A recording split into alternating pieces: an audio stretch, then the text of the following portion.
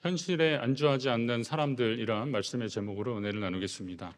요즘 파리 올림픽 한창이고 이제 끝날 무렵이 됐는데 올림픽 관련 사진을 좀 한 장 봤습니다. 뭘까요? 인명구조 요원입니다. 그것도 다른 데도 아니고 이제 수영장인데 올림픽 수영 선수들이 하는 수영장에 인명구조 요원이 있는 겁니다. 그래서 아니 올림픽 수영 선수들을 누가 건져줘? 막 그렇게 웃는 사람들이 있는데 이 수영 경기장에 인명구조 요원을 배치하는 것은 세계 수영연맹 규정이라고 합니다. 사력을 다하는 수영 경기장에서 선수들이 심장마비를 일으키거나 또 갑작스러운 근육 경련으로 익사 직전까지 가는 일이 또 빈번하다고 합니다. 실제로 이런 일이 있답니다. 심지어 서둘러 이렇게 턴을 하다가 수영장에 머리를 부딪혀서 세게 부딪혀서 기절하는 일도 심상치 않게 있다는 겁니다.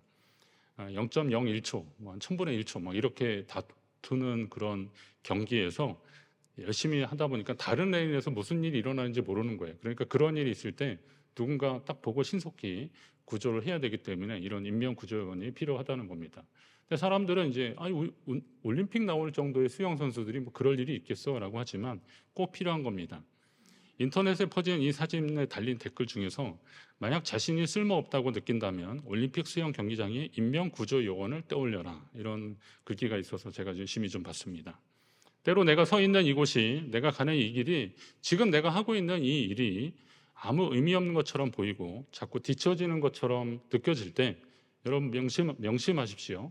하나님이 오늘 나를 이곳에 있게 하신 은혜가 있다는 겁니다. 하나님이 나를 오늘 이곳에 있게 하신 은혜가 있습니다. 오늘 본문 말씀에 나오는 세 지파의 자리가 주는 교훈이 바로 그것입니다. 하나님이 그들을 그곳에 있게 하신 은혜가 있습니다. 오늘 말씀이 여러분의 삶의 변화를 주는 계기가 되시기를 간절히 바랍니다. 단 진영에 속한 세 지파의 이름이 나오고 있습니다. 단, 아셀, 납달리 지파입니다. 가나안을 향한 이스라엘 행렬의 맨 뒤에 단 진영에 속한 이 세 지파가 있었습니다. 단, 아셀, 납달리 지파. 이 이름을 잘 기억하시고, 다음은 이스라엘이 땅을 분배받고 이제 어디 이렇게 땅을 분배받은 그 지파별로 이렇게 땅을 받고 나서 그 지도가 나오는데 아셀, 납달리, 단 지파입니다. 그러니까 단, 아셀, 납달리 저 위에 있습니다. 원래 단 지파는 그 유다 지파 그쪽 위에 있는 그쪽을 분배받았는데 이쪽이 사실 블레셋이 자꾸 쳐들어오고 힘들고 그러니까 위로 그냥 도망가듯이 간 걸로 저도 알았어요. 또 뭐 그런 표현들도 있고 그래서 그럴 수 있을까 그랬는데 오늘 아까 그 진영도를 보면 단, 아셀, 납달리를 보면 이 사람들이 같이 이렇게 세트로 가는구나. 그러니까 광야길에 같이 왔던 그런 기억이 있어서 단지파가 이 가까운 사람들을 좀 찾아가는구나. 그렇게 또 생각하니까 또 나름대로 좀 이해는 가게 되고 그러더라고요. 이렇게 땅을 분배받았을 때 이방 민족들과 경계에 있는 지파들은 언제나 그들이 쳐들어올지 모르기 때문에 항상 긴장된 상황을 맞이하게 됩니다. 이 단이라는 이름 자체가 심판이란 뜻인데 하나님이 나의 억울함을 풀어주셨다. 하나님이 심판하시면서 나의 억울함을 풀어주셨다라고 하는 그런 뜻을 가지고 있습니다. 내가 있는 자리에 불평할 것이 아니라 그만한 힘과 능력도 주셨음을 믿고 살 때, 그렇게 살 때 하나님이 그 인생을 책임져 주실 것이라고 하는 믿음이 우리에게 필요한 겁니다. 주님께서 우리의 힘이 되시고 능력이 되심을 믿으시기 바랍니다. 말할 수 없는 고통 가운데 있는 우리의 처지도 하나님은 이미 아시는 겁니다. 하나님은 우리의 억울함도 아시는 분이십니다. 누구나 그렇지만 저도 억울한 일 당하면 좀 못 참고 속상해하고 많이 그랬는데 지난주에 어떤 분하고 믿음으로 살면서 당하는 고난에 대한 말씀을 나누면서 제가 좀 많이 반성하게 되었습니다. 그분이 말씀하시더라고요. 어려운 일 당할 때 내가 하나님 앞에 크게 잘못한 것 같지 않은데 근데 그런 저런 일들을 많이 당하면서 이 삶의 본질에 대해서 많이 생각을 하게 되고 또 그렇게 하는 사람도 좀 미워지기도 하고 그랬었는데 그런데 자기가 자꾸 놓친 것이 있더랍니다. 그런 가운데 자기가 하나님을 여전히 더 신뢰하고 있느냐라고 하는 것을 계속 느꼈다는 겁니다. 우리가 보통 알고 있잖아요. 우리가 하나님을 믿는다, 하나님을 신뢰한다 그러잖아요. 사람은 사랑하는 대상이라는 거죠. 그러니까 우리가 절대적으로 뭐 그렇다고 사람을 신뢰하지 말라는 것이 아닙니다. 하나님보다 사람을 신뢰하지 말라는 거죠. 그 말은 어떤 말이냐면 어차피 우리는 누군가에게 상대적이라는 거죠. 누군가에게는 좋은 사람일 수도 있지만 누군가에게는 좀 안 좋은 사람일 수도 있는데, 그런 인간관계 속에서 사람을 절대시할 때 거기서 오는 실망감들이 분명히 있다는 겁니다. 그런 인간관계의 어려움이나 아니면 삶에 있어서의 어려운 문제를 만났을 때, 여전히 내가 신뢰할 분은 하나님이시구나라는 것을 깨닫는 계기로 삼았다는 겁니다. 그 얘기를 들으니까 저도 쿵 했습니다. 물론 저도 그렇게 설교를 하고 그랬습니다. 그런데 과연 그것이 제 삶 가운데 막상 그런 일들이 있으니까 그냥 서운한 생각만 들었지, 솔직히 제가 여전히 저는 하나님을 신뢰합니다라는 부분들이 좀 부족했던 것을 다시 느껴서, 하나님이 그러려고 이분을 저한테 보내주셨나 이런 생각이 좀 들었습니다. 요한계시록에 보면 새 하늘과 새 땅이 오면 우리 눈의 눈물을 다 닦아주실 것이라, 이런 약속의 말씀들이 있습니다. 하나님이 우리의 수고를 다 하시니 우리의 눈물을 닦아주시고 우리를 위로해 주시겠다는 것입니다. 하나님이 여러분의 삶을 주관하고 계심을 믿으신다면, 시작은 미약하지만 나중을 창대하게 하시는 하나님, 우리의 근심과 걱정을 감사의 제목으로 만드시는 하나님을 여전히 신뢰하고 그 하나님을 경험하시기를 주의 이름으로 축원합니다. 보통 생각을 바꾸면 세상이 바뀐다라는 그런 말이 있습니다. 그런 말로 본다면 끝은 또 다른 시작의 자리입니다. 졸업할 때 교장 선생님이나 총장님들이 그런 얘기 많이 하잖아요. 졸업은 또 다른 시작입니다. 끝이 아닙니다. 이런 얘기 하시는데 맞습니다. 단 진영에 속한 세 지파는 행렬할 때는 후미진 곳이지만 의미 있는 자리입니다. 위치상으로는 변두리에 있지만 이스라엘 백성들의 안전을 책임지는 사람들이었습니다. 가장 뒤에 위치하면서 뒤쫓아오는 적들로부터 동료들을 지켜내는 그런 역할들을 이 사람들이 했던 것입니다. 실제로 아말렉은 이스라엘 뒤에서부터 그들을 공격했습니다.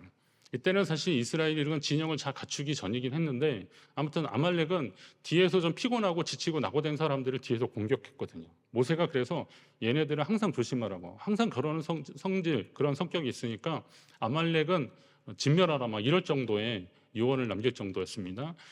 그러니까 이제 그런 교훈을 삼아서 맨 뒤에 가는 단, 아셀, 납달리 지파는 맨 뒤에서 민족을, 같은 백성들을 지켜주는 그런 역할을 했던 겁니다.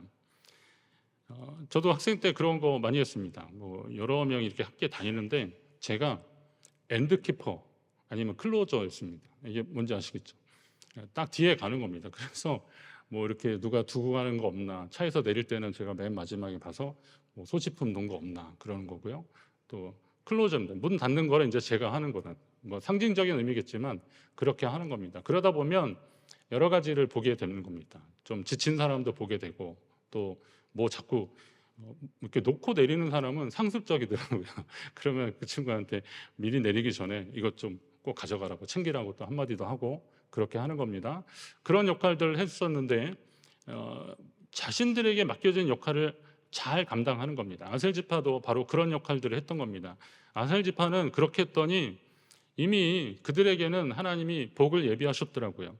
실제로 야곱이 12아들을 축복할 때 아셀에 대한 이야기를 할 때, 아셀에게서 나는 먹을 것은 기름진 것이라 그가 왕의 수라상을 차리리로다 그렇게 했습니다. 여주나 이천에 가면 쌀이 좋다 그러면서 임금님 수라상이 올랐다고 그러지 않습니까? 실제로 이 아셀 지파의 이 좋은 곡물들은, 아셀 지파가 별명이 있었는데 곡물더미였다는 겁니다. 그래서 아셀 지파에서 나는 이 풍족한 것으로 많은 사람들이 함께 먹고 마시고 그랬던 겁니다. 가나안 땅은 남쪽으로 갈수록 좀 이렇게 황폐하고 광야, 사막에 가까웠기 때문에 지난번에 제가 모압, 암몬 이야기했을 때 요단 동편의 르우벤, 간, 므낫세 반지파가 이거 우리 달라고 막 했던 것처럼 아마도 그렇게 탐이 나는 곳이었을 것입니다. 물론 이스라엘이 제비를 뽑아서 땅을 분배받았기 때문에 선뜻 그렇게 하기는 뭐했지만, 아까 그 요단 동편의 그 지파들이 그렇게 했던 것처럼 아셀 지파도 굉장히 괜찮아서 이거 우리에게 달라라고 할 만한 사람들이 있을 만한데 왜 이걸 못했느냐? 아까 그 말인 거죠. 여기는 변방이었기 때문에 이방이 언제 쳐들어올지 모르기 때문에 그것이 겁나니까 선뜻 그것을 달라기가 어려웠던 겁니다. 보기는 좋았는데 막상 거기에 가면 힘들 것이다 라는 생각 때문에 나 괜찮긴 하지만 내가 가긴 좀 그러네 라고 하는 그런 상황에서 마침 아셀, 중간에 이제 납달리, 그리고 단 지파가 그 땅을 지키게 되었던 것입니다. 자, 껄끄럽습니다. 보긴 좋은데 괜찮습니다. 근데 그 자리를 위험합니다. 자, 그래도 누군가 있어야 한다면 바로 그것을 책임져야 하는 사람이 필요했던 것입니다. 아셀 지파는 바로 그런 일을 했던 겁니다. 납달리라는 이름도 경쟁, 다툼이란 그런 뜻입니다. 납달리 지파만 그렇겠습니까? 우리의 삶은 항상 피곤과 긴장의 연속입니다. 산 넘어 산이라고 하지 않습니까? 그런 일들이 여러분 인생이 계속 있습니다. 인생을 어느 정도 살아도 그런 얘기 하시잖아요. 뭐 홍수나 이런 수해 만날 때 어떤 분이 그래요. 제가 한 70평생에 이런 물난리는 처음입니다. 이런 얘기 하시잖아요. 그런데 그런 물난리는 계속 갱신이 되더라고요. 더 어려운 일들이 계속 있더라고요. 보니까. 살면서 이렇게 놀라운 일은 처음입니다라고 했는데 인생에 그것 말고 또 다른 일들이 또 있습니다. 이 문제가 해결된 것 같으면 또 다른 문제가 또 나타나고 막 그렇습니다. 경쟁 사회입니다. 사회가 좀 그렇습니다. 한 40대, 50대 분들은 나름대로 이제 어느 정도 승진이나 진급해야 되는데 그런 부분도 굉장히 스트레스를 좀 많이 받습니다. 50, 60 되는 분들은 이제 퇴직 이후의 삶에 대해서 생각을 해야 되는데 이게 굉장히 좀 어렵다라고 하시는 분들도 굉장히 많이 있습니다. 자꾸 비교되는 것 같고 그러다 보니까 자기의 어떤 능력을 좀 끌어올려야 될 것 같고 텐션을 좀 올려야 될 것 같은 그런 때가 있습니다. 그런데 가만히 보니까 여기 바이올린이나 현악기들이 있는데 이 튜닝을 잘 해야 됩니다. 이 긴장감이 있어야 청아하고 맑은 소리를 낼 수 있습니다. 피아노도 그렇습니다. 저런 드럼이나 이런 데도 그렇습니다. 무엇이든지 다 그렇더라고요. 악기들도 다 그렇습니다. 이게 너무 느슨하면 제대로 소리를 낼 수 없는 겁니다. 모세가 그러더라고요. 은혜가 풍성하고 여호와의 복이 가득한 납달리여 그랬습니다. 경쟁, 다툼이 계속 있었던 그것이 예상되는 그런 지파였었는데도 하나님이 모세를 통해서 은혜가 풍성하고 여호와의 복이 가득한 납달리여라고 축복하는 이유는 무엇이겠습니까? 비록 주목받지 못하고 날마다 치열한 경쟁 속에 있었지만 은혜와 복이 가득한 지파 납달리였던 것입니다. 주님은 그들의 수고를 이미 다 알고 계셨습니다. 여러분이 믿음의 복을 사모하며 살아가는 모든 과정을 주님이 다 아시는 줄 믿습니다. 그 하나님이 여러분의 수고를 다 기억하십니다. 아마 아셀, 납달리 지파 사람들도 처음 땅을 분배받게 되었을 때는 좀 혼란스러웠을 것입니다. 여기는 보긴 좋지만 왜 하필 이 땅을 우리가 차지하게 될까라고 그들은 염려했을 것입니다. 아무도 가보지 않은 낯선 땅에 뿌리를 내리며 살기란 쉽지 않았을 것입니다. 그런데 실제로 또 스불론 납달리 땅에 대해서 이 이스라엘 백성들이 스불론 납달리 땅이 멸시와 천대를 받았다 이런 표현들이 있습니다. 변방이라서 그들이 자꾸 위쪽이니까 실제로 이스라엘은 예루살렘을 주변으로 한 유다를 중심으로 이렇게 계속 역사가 계속 흘러갔지 않습니까? 북왕국 이스라엘의 이제 사마리아 이것도 아하방 오므리 왕조 때 세워진 건데 그 북쪽이 자꾸 공격당하고 또 아수르나 바벨론의 침략을 당하면서 이 땅이 자꾸 침범당하고 강제 이주시키고 그리고 또 외국인들 여기다 살게 하고 막 그러니까 그 땅은 이스라엘의 정통성이 좀 사라졌다 그러면서 이 땅을 좀 소홀히 했던 겁니다. 실제로 그래서 납달리, 스불론 이런 지역들은 멸시와 천대를 받았다라는 표현이 자연스럽게 나오고 있습니다. 그러나 하나님이 자신들에게 그 땅을 주셨을 때는 그만한 이유가 있었을 것이라고 그들은 생각했던 거고 그리고 그 자리를 믿음으로 잘 지켰습니다. 그랬더니 이 믿음으로 순종하는 자들에게 하나님이 복을 주셨습니다. 스불론 납달리 지역은 예수님이 자라나신 곳이 되었습니다. 그러니까 예수님 베들레헴에 태어나셨지만 이 갈릴리 지역이 바로 이 스불론 납달리 지역인데 여기에서 예수님이 계속 자라게 되셨습니다. 하나님 나라가 잉태되었고 세상에 알려지는 곳이 바로 이 스불론 납달리 지역이 됐던 겁니다. 여러분 있는 그 자리가 마음에 들지 않는다고 불평하기보다는 그곳에 있게 하신 하나님의 뜻을 찾으시기를 간절히 바랍니다. 그 자리가 죄악과 벗삼은 자리만 아니라면 하나님이 나를 이곳에 있게 하신 이유가 있을 것이다 라고 하시면서 모든 상황들을 좀 믿음으로 이겨내시려고 최선을 다하시기 바랍니다. 그렇게 했을 때 하나님의 크신 은혜를 경험하게 될 줄로 믿습니다. 인생을 살면서 우리가 원치 않는 그런 상황들이 많이 있는데 유령정체라고 들어보셨습니까? 휴가철이나 명절에 보면 고속도로를 가다 보면 이렇게 계속 막히잖아요. 그러면 이제 뭐 그냥 옆에 있는 사람하고 아니 뭐 사고가 났나 그러면서 그랬는데 쭉 가보면 사고의 흔적은 없어요. 근데 보니까 건너편에 뭐 도로공사차나 경찰차들이 와서 사고 차량들이 이렇게 막 정리하고 있는 겁니다. 아 저것 때문에 그렇구나라고 느껴집니다. 왜냐하면 이쪽은 사고가 안 났는데 저걸 자꾸 보니라고 운전자들이 브레이크 이렇게 좀 본능적으로 발을 한 번씩 얹으면 이게 좀 밀리면서 뒤쪽으로 가면 심한 정체를 유발한다는 겁니다. 이게 이제 유령 정체인데요. 우리 인생을 살면서도 그런 일들이 있습니다. 우리를 좀 머뭇거리게 하고 앞으로 나아가는 것을 가로막는 일들이 조금씩 많이 있습니다. 성도는 주님과의 만남 이유를 소중히 여겨야 되는 이유가 바로 그런 것입니다. 과거는 우리를 잡을 수 있습니다. 과거의 어떤 행적들이 우리를 잡을 수 있고 거기에 대한 죄책들이 우리를 잡을 수 있는데, 그런데 주님이 우리를 보시면서 이전 일은 기억하지 않으시겠다고 하셨거든요. 우리를 새로운 피조물이라고 하셨거든요. 그렇다면 그런 관점에서 보면 주님을 만난 이유가 사실은 진짜 우리의 모습이다라고 보시면 됩니다. 감사하게도 이전에 우리의 제약된 모습이나 주님 몰랐던 그 부끄러웠던 시간들은 하나님 기억지 않으신다고 하니까 지금 주님을 만난 이 시점부터가 진짜 주님 앞에서 내 모습이라고 하면서 주님과 함께하는 삶이 필요한 것입니다. 주님을 만난 사람들, 예수님께 은혜를 입은 사람들에게 주님이 꼭 하신 말씀 중에 하나가 가라 있습니다. 가라. 어디로 가라는 걸까요? 너의 삶의 자리로 돌아가라 이겁니다. 삶의 자리로 가라. 원래 삶의 자리로 가라는 겁니다. 헬루병으로 12해로 고생하다가 주님의 옷자락만이라도 만지면 나을 것 같아서 그 옷을 만졌던 그 여인에게 사람들이 막 눈총이 막 쏠리는 거죠. 이거 누가 만졌냐라고 하는 데부터 시작돼서 이제 내 몸에서 능력이 나갔다. 주님이 그러시니까 제자들은 그러죠. 선생님 이렇게 사람이 많은데 누구라도 손을 댈 수 있을 거 아닙니까? 아니다. 능력이 나갔다 이거죠. 이쯤 되니까 이 여인이 자기 몸에 일어나는 변화를 느끼잖아요. 그래서 제가 그랬다라고 고백을 하죠. 그랬더니 예수님이 그럽니다. 딸아, 내 믿음이 너를 구원하였으니 평안히 가라. 내 병에서 너요 건강할지어다. 이건 병이 단순히 나았다라는 그런 의미보다는 그가 12의 헬루병으로 고생하면서 당했던 편견, 제시 이런 것들 있잖아요. 그래서 사람들로부터의 차별 이런 것들에서 자유하라라고 하시는 거죠. 그리고 내가 있던 그 자리로 가라라는 것입니다. 물론 나를 따라오너라라고 하시는 말씀도 하신 적은 있어요. 그렇지만 그런 사람들은 많지 않지 않습니까? 다 가라 그러셨어요. 내 삶의 자리로 돌아가라. 다른 그 예수님 앞에 찾아왔다가 제사장에게 가서 몸을 보이라고 해서 갔던 나병 환자들이 9은 다 가고 한 명만 예수님을 찾아왔습니다. 근데 이 사람이 주님께 찾아와서 감사하다고 하니까 그에게 주님이 그러시는 겁니다. 일어나 가라. 내 믿음이 너를 구원하였느니라 라고 하십니다. 나병 환자들은 제사장이 딱 봐서 이게 나병이 발병했으면 이 성읍에 머물지 못하게 했고 성 밖으로 내쳤습니다. 그러면 사랑하는 가족들 다 떨어져 나가는 겁니다. 제사장한테 보여서 그들이 갔다 그러면 그 보고 싶었던 가족들한테 다 달려간 겁니다.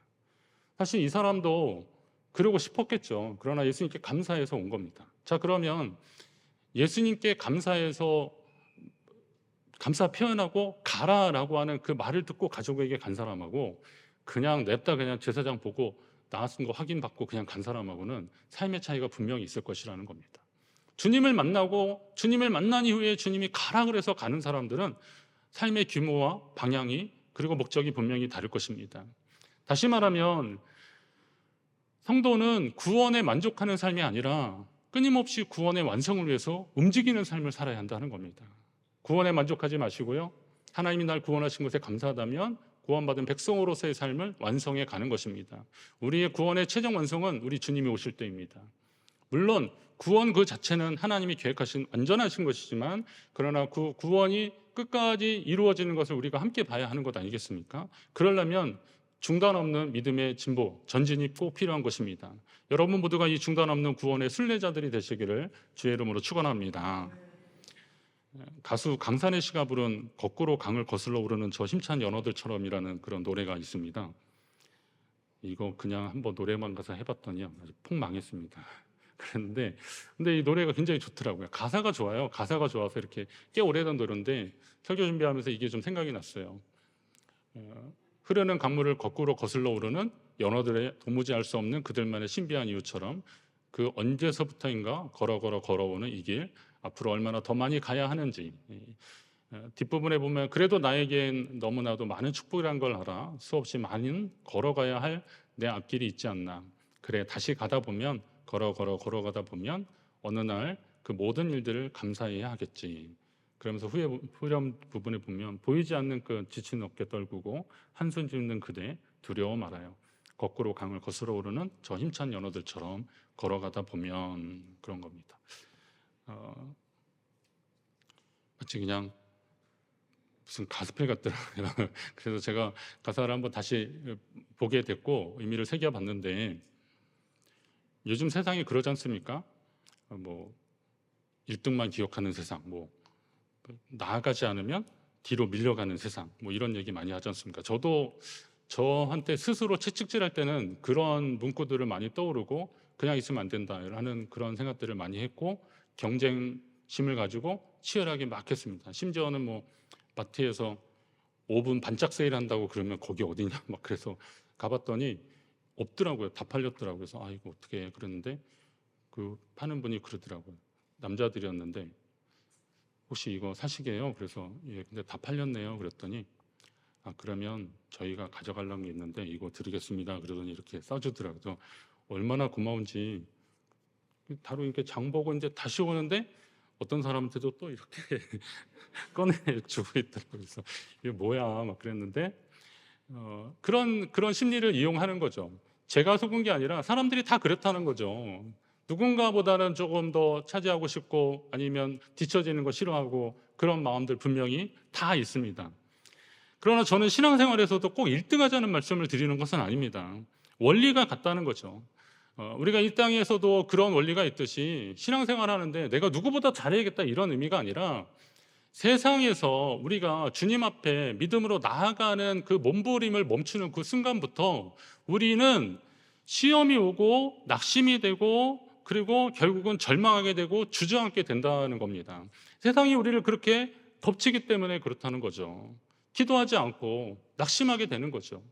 그렇기 때문에 우리가 믿음의 몸부림을 계속 쳐야 된다는 겁니다. 흐르는 물살에 떠밀려 가게 될 것입니다. 여러분이 거꾸로 강을 거스러 올라가는 힘찬 연어들과 같은 믿음으로 전진하는 성도 되시기를 주의 이름으로 축원합니다. 이스라엘 민족의 행렬 맨 뒤에 있었던 단, 아셀, 납달리 지파는 힘차게 강을 거슬러 올라가는 연어들과 같은 사람들이었습니다. 그들은 뒤처진 사람들이 아니었습니다. 비록 행렬에서는 맨 뒤에 있을지 모르지만 이 사람들은 뒤처진 사람들이 아니었습니다. 저도 그런 느낌을 받을 때가 있었습니다. 삶에 있어서 그런 느낌을 느낄 때가 있었습니다. 아무도 찾지 않는 곳에서 사역하고 누군가 나를 알아주지 않는 것 같은 그런 상황에서 있을 때 마치 제가 그냥 시루에 떠밀려가는 그런 느낌이 있었고, 그리고 그런 속에서 많이 좌절하고 낙심했던 그런 시간들이 분명히 있었습니다. 그런데 제가 그때 다시 하나님 앞에 기도했던 것들이 그런 것이거든요. 하나님, 저는 어쨌거나 하나님을 신뢰합니다. 제 삶 속에 있었던 하나님의 역사를 믿고, 그리고 그런 것도 있잖아요. 저도 이걸 하고 싶어서 하는 거지만 그러나 제가 언제 이거 아니면 제가 죽겠다고 했겠습니까? 하나님이 저를 이끌어 주셨지 않습니까? 그러니 하나님 저 좀 책임져 주세요. 그렇게 기도하고 그랬습니다. 그런데 지금 이 시점에서 생각해 보면 그 시간이 없었으면 제가 사역자로서의 길을 잘 갈 수 있었겠는가 하는 생각이 막 드는 겁니다. 그 시간의 그 외로움과 그리고 어려운 시간들을, 그리고 정말 빈곤한 삶에 대한 그런 현상들도 있었는데, 그런 것들을 경험하지 않았다면 오늘 내가 하나님 앞에 이런 일들 할 수 있었겠는가라는 생각이 드는 겁니다. 오늘 말씀을 보면서도 그런 거죠.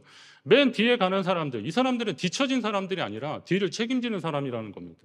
목사라고 하면 보통은 교회를 뭐 이렇게 하나님 앞에 이끌고 성도들을 방향을 제시하고 막 나가는 것 같기도 하는데, 제가 말씀을 준비하면서 아니면 또 사역을 하면서 느낀 것이 있어요. 목사는 그렇구나, 목회자는 뒤를 살피는 사람이구나 라는 생각이 들었습니다. 저는 여러분들이 다 가신 다음에 본당에 한번 올라오기도 합니다. 그리고 또 교회 한번 딱 둘러봅니다.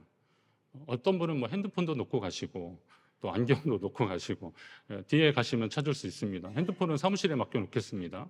그런 경우도 있고 여러 가지를 보게 되는 겁니다. 어느 경우에는 뭐 열려진 문도 보게 되고 켜진 불도 보게 되는데, 제가 무슨 관리인이라서 그런 게 아니잖아요.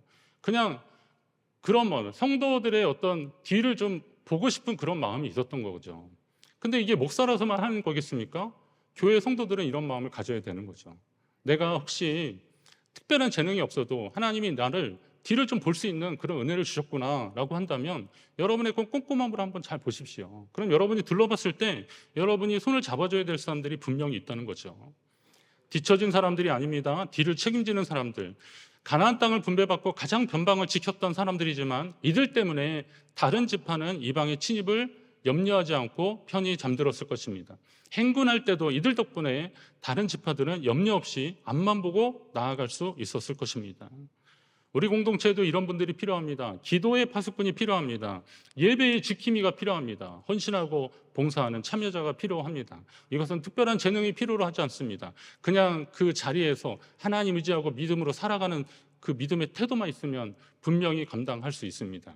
오늘 여러분이 여러분의 삶의 자리에 있게 하신 하나님의 은혜를 기억하시고 그 자리에서 혹시 의미 없어 보이는 이 자리라도 하나님 이 자리에 나를 있게 하셔서 내게 무엇을 원하시는지를 한번 또 물어보시고 여쭤보시고 그리고 분명히 그건 여러분의 느낌이지 하나님은 괜히 그 자리에 있게 하신 것은 아닐 것이라는 거죠. 그 자리에서 하나님과 동행하는 믿음의 삶을 보이시고 그리고 모범을 보여주십시오. 그로 인해서 주님의 교회가 더욱 든든히 서갈 것이고 믿음이 연약한 성도들이 또 기회를 얻게 될 것입니다. 그리고 하나님 백성으로 더 든든히 서게 될 것입니다. 여러분이 구원으로 만족하지 않고 하나님께 받은 구원으로 만족하지 않고 믿음으로 한 걸음 더 나아가시기를 주의 이름으로 축원합니다.